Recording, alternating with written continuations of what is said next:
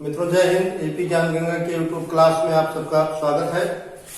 मित्रों high school NCERT math के syllabus के पाठ्यक्रम के सीरियल में हम लोग प्रश्नावली 1.1 का अध्ययन कर चुके हैं और आज हम प्रारंभ कर रहे हैं प्रश्नावली 1.2। तो फर्स्ट क्वेश्चन लेते हैं बिना विलंब किए। निम्नलिखित संख्याओं को अभाज्य गुणनखंडों के गुणनफल के रूप में व्यक्त कीजिए।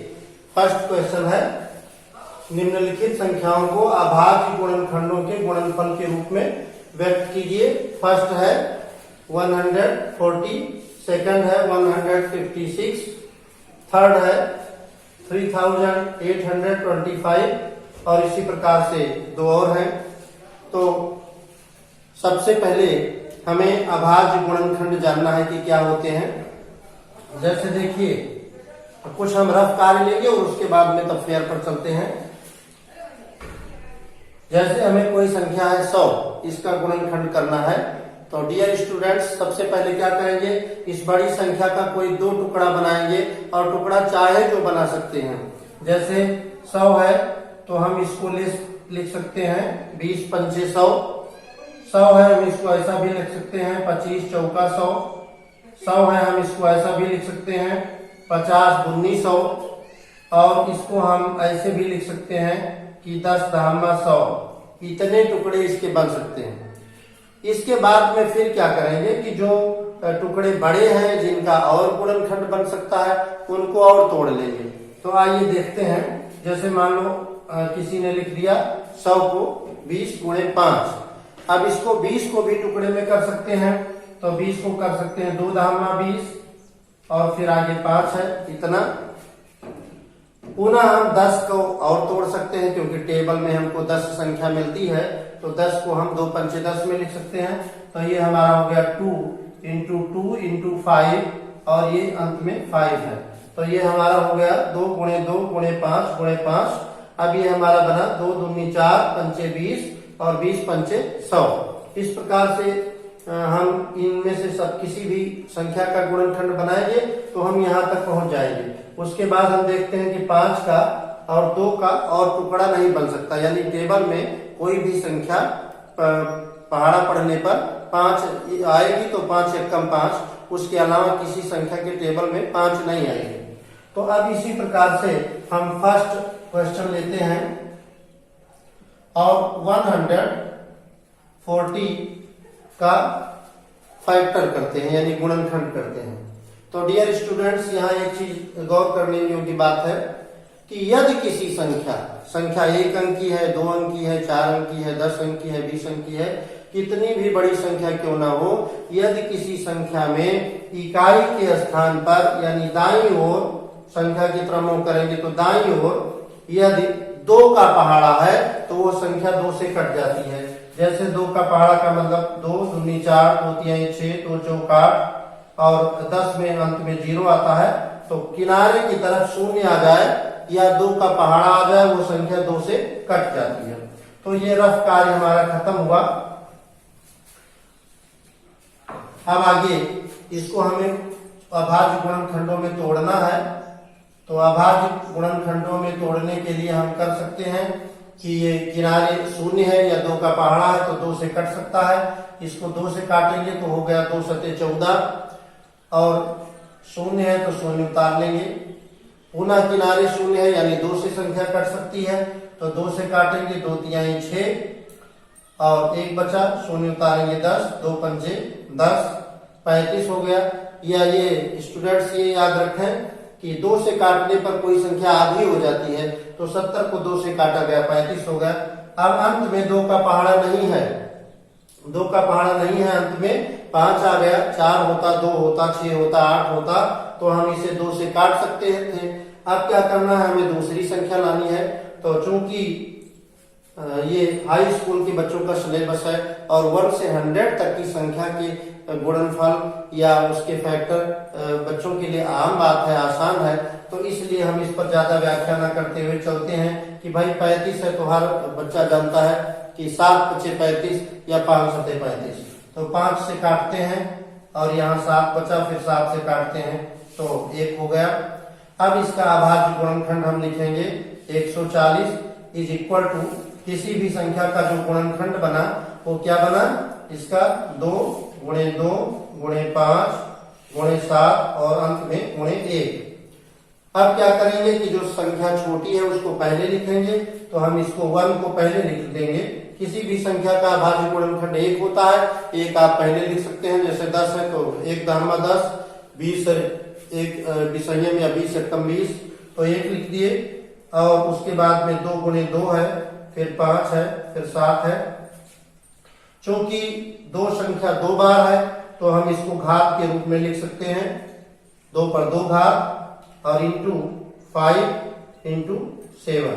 तो इस प्रकार से आप 140 को अभाज्य गुणनखंड के रूप में लिख सकते हैं कि 140 ये है 1 गुणे 2 पर 2 घात गुणे 5 और गुणे 7। इस प्रकार से जो हमारा फर्स्ट क्वेश्चन का पहला है इसका गुणनखंड आप कर चुके हैं। अब आइए सेकंड नंबर पर चलते हैं। सेकंड नंबर पर लिखा है 156, इसका हमें अभाज्य गुणनखंड करना है। तो 156 में इकाई के तरफ लास्ट में 6 है और ये 2 का पहाड़ा है, 2/3 छाप, तो पूरी संख्या 2 से विभाजित हो जाएगी। आइए इसको 2 से काटते हैं। 2 सत्ते 14, 1 बचा, फिर 6 उतार लेंगे, 16 हो गया, 2 8 16। इकाई के अंक पर पुनः 8 आ गया, 8 2 का टेबल है तो पुनः 2 से काट सकते हैं। 2/3 6, 1 बचा और 8 उतारेंगे, 18, 2 9 18। अब इकाई के अंक पर 2 का पहाड़ा नहीं आया स्टूडेंट्स, यहाँ 9 आ गया, तो 2 के पहाड़े में 2 चौकाट होता है और 2 पंचे 10 होता है, 9 नहीं आता। लेकिन ये हमें पता है, आपको पता है कि 39 जो है 1 से 20 तक के टेबल में 13×3 होता है। तो इसको हम 3 से काटेंगे और यहाँ बच गया 13, फिर 13 से काटेंगे, बच गया 1। एक चीज और याद रखना है, जो संख्या चाहे जितनी बड़ी हो, यदि उसके अंकों का योग 3 से विभाजित होता है तो पूरी संख्या 3 से कट जाएगी। यहाँ देखिए 39 में 9 और 3 दोनों अंकों का योगफल है 12 और 12 3 से विभाजित हो सकती है, तो ये 3 से संख्या कट जाएगी। अब इसके अभाज्य गुणनखंड आपके बने 156 इज इक्वल टू 1, हर संख्या का अभाज्य गुणनखंड होता है। और उसके बाद में 2 संख्या 2 बार है, फिर 3 है, फिर 13। ये आपका गुणनखंड बना 1 गुणे 2 गुणे 2 गुणे 3 और गुणे 13। अब चूंकि संख्या 2 बार है तो हम इसे 2 पर 2 घात के रूप में भी लिख सकते हैं। तो 1 इंटू 2 पावर 2 इंटू 3 इंटू 13। तो इस प्रकार से आप 156 का गुणनखंड बना सकते हैं। ये आपका अभाज्य गुणनखंड है। अब नेक्स्ट हम पहुंचते हैं 3825। ये 4 अंक की संख्या है और अब इसका अभाज्य गुणनखंड आगे देखिए।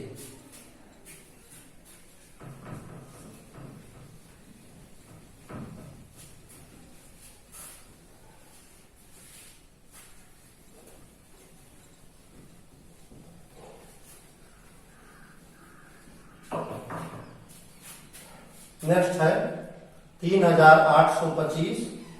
स्टूडेंट, जिस संख्या में इकाई के अंक पर 0 या 5 हो वो संख्या 5 से कट जाएगी। ये याद रखना है।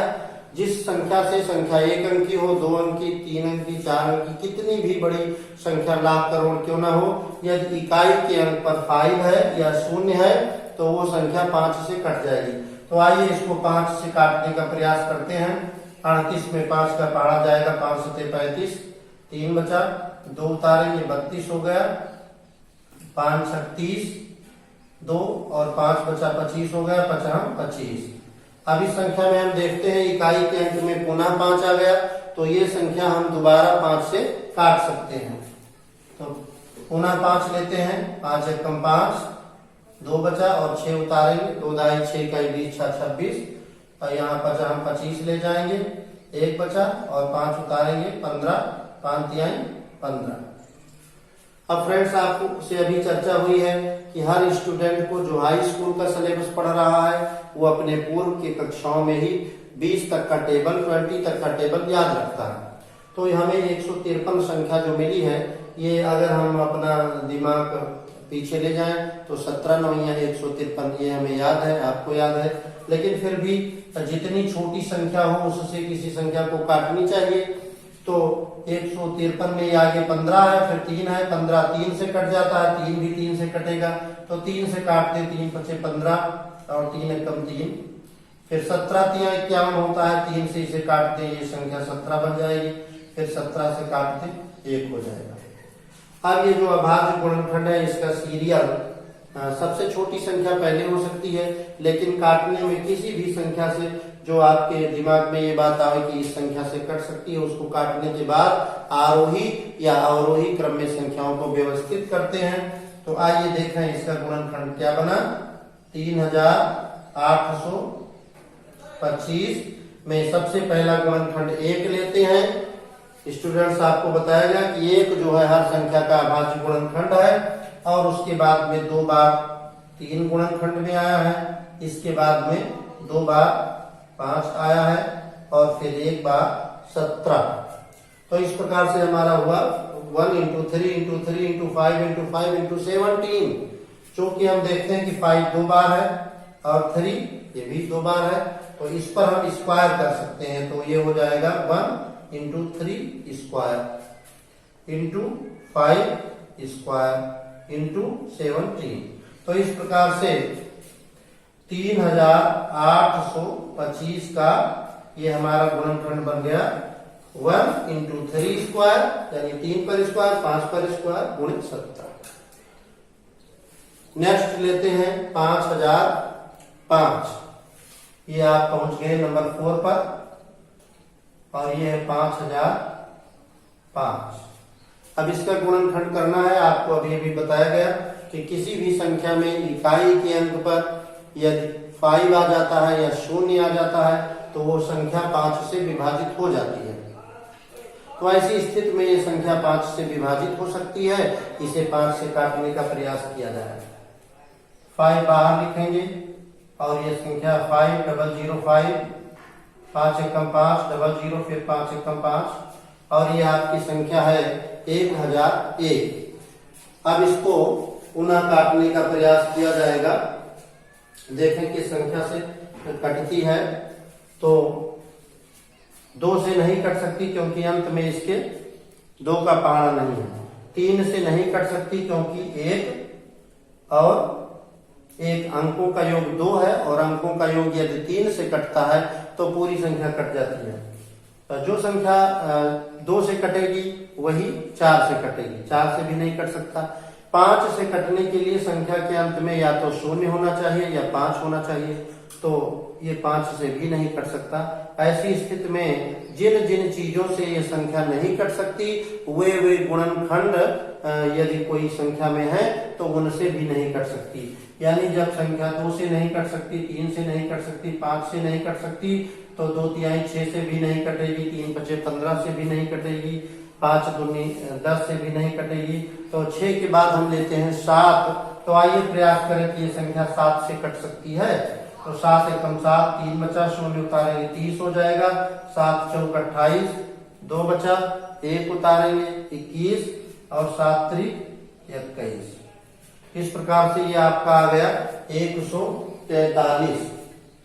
अब इसमें इसके आगे अभाज्य गुणनखंड लेते हैं। तो 10 से कट नहीं सकता, 8 से वही संख्या कटेगी जो 2 से कटेगी, 9 से वही कटेगी जो 3 से कटेगी। तो इसके आगे हम 11 पर पहुंचते हैं। आइए प्रयास करें।